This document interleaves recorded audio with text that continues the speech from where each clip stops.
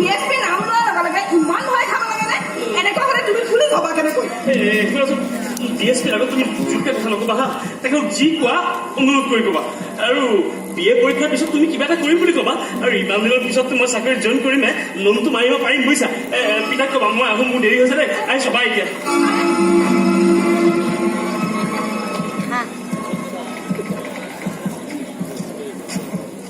চন্দন দাৰ আকৌ কি হৈ গ'ল?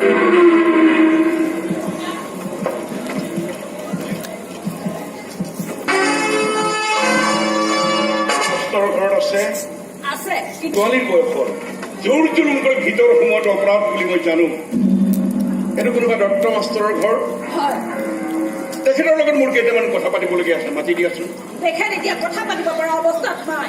মই কৈছো তেখেতৰ লগত মোৰ কেইটামান কথা পাতিবলগীয়া আছে, মাতি দিয়া, নহ'লে মই জোৰ কৰি ভিতৰত প্ৰৱেশ কৰিম।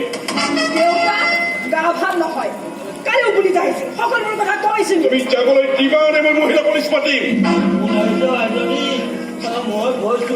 আপুনি আহিব নালাগে দেউতা, মই কথা পাতি আছো। যাবলৈ দিয়া। জোৰ জোৰ কৰি ভিতৰলৈ যাব দিছে। আমিও জানো আইন আজিকালি সকলোৱে জানে, পুলিচে জানে, ঠিক পুলিচৰ কামত বাধা দিয়া আইনো আছে। মই তোমাক কেইটামান প্ৰশ্ন সুধিম, তুমি ভদ্ৰভাৱে উত্তৰ দিবা। আপোনাৰ প্ৰশ্নৰ উত্তৰ দিবলৈ মই বাধ্য নহয়। প্ৰয়োজন হলে জোৰ কৰি বাধ্য কৰোৱা হ'ব। মই জনাত এইটো এজন কোনোবা মাষ্টৰ মানুহৰ ঘৰ। আজি 10 বছৰ বেংকৰ লোন লৈ টকা ঘূৰাই দিয়া নাই। টকা বিচাৰি অহাত গাভৰু জীয়েকজনীক বাহিৰলৈ উলিয়াই দি বুঢ়া ভিতৰত সোমাই আছে। ভদ্ৰতা তুমি মোক শিকাব নালাগে।